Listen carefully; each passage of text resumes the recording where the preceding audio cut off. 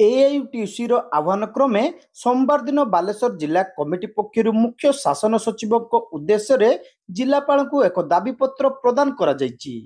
भारतीय श्रम सम्मिलनी 44 और 45 निष्पत्ति अनुजाई समस्त स्कीम वर्कर्स तथा अंगनवाड़ी आशा पाचिका सहायिका जलसाथी और कृषक साथी समेत समस्त सरकारी स्कीम रे कार्यरत श्रमिक मानकु श्रमिकर मान्यता प्रदान दाबी सह सर्वनिम्न मजूरी निर्धारण समय वर्तमान बजार दर श्रमिक परिवार शिशु और निर्भरशील पितामाता एवं खाद्य वस्त्र बासगृह शिक्षा स्वास्थ्य और गमनागमन खर्च को विचार को नेबापई दाबी करा जायछि।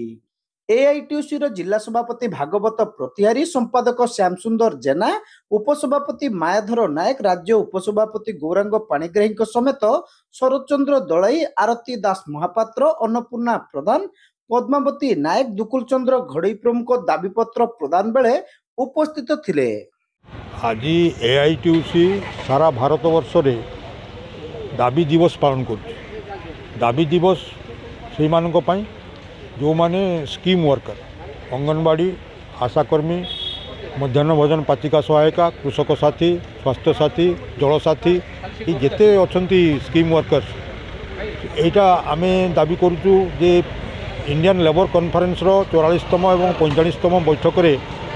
निया निष्पत्ति को कार्यकारी करा जाओ तांको वर्कर्स मान्यता दि जाओ एवं मिनिमम वेज जो कैलकुलेशन करुचंती जो कैलकुलेशन रे से माने छोट पिला को 0.5 भाव में नौकरी यूनिट भाव में आमे तांको कहूँ 0.8 भाव में नि जाओ एवं निर्भरशील पितामाता को मध्य गोटे गोटे यूनिट को लेकिन हिसाब को नि जाओ एवं से अनुसार जो मिनिमम वेज कैलकुलेशन होची सेटा को रिवाइज कर